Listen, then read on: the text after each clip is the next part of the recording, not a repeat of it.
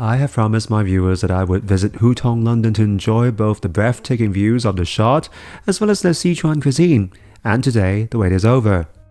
Like the Aqua Shard that I reviewed a few months ago, this is located at the Shard, and so you would expect some serious back search before entering the premise. Once you have arrived at the 32nd floor of the building, you will be able to see this very oriental, or should I say, very oriental in the eyes of Westerners, decoration, which I believe is one of the reasons why this restaurant is so popular. That said, what I focus on is of course the food. While they have set lunch available, both my friend and I have decided to order their a la carte food. Mind you, I have not checked the names of the food on the menu before writing this vlog because I was just ordering food that I was most familiar while I was in Hong Kong, and I would just ignore the fancy names on the menu when I record this video. Also, I've never patronized this restaurant while I was in Hong Kong, and hence I won't make a comparison with its Hong Kong sibling, and just comment based on my assessment on the dishes. First, I have to say this Iberico Xiaolongbao has totally missed the point. For one, I accidentally popped the juice even before my first bite, and hence my friend has offered me second chance by finishing the last one, but again, the same happened. I have to say the use of Iberico as a soup dumplings ingredient is not very ideal, as a soup which is unimpressive rather than the meat has always been the star of this dumpling, and the texture of the minced meat has completely destroyed the edge of Iberico, which is smooth and rich in flavor.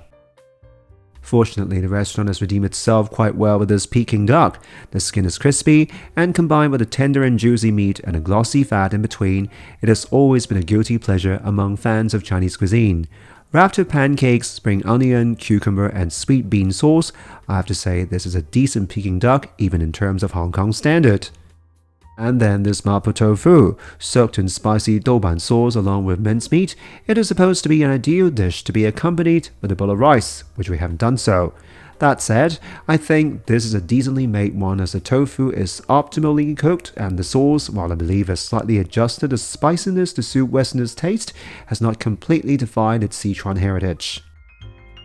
And please excuse me for recycling the same shot of this sliced pork with garlic sauce, as it has completely defied my schemata of this dish, where the meat was supposed to be soaked and mixed with the garlic and not sitting dry and pale like this. But to be fair, the sliced pork, once dipped in the sauce, has a genuine taste of the original dish, provided that you have saved the last dip until the last slice, or else you would just be eating some bland pork. And finally, for dessert, both of us have ordered this mango pudding with mango sorbet, a very predictable one with proper mango taste, but not super impressive.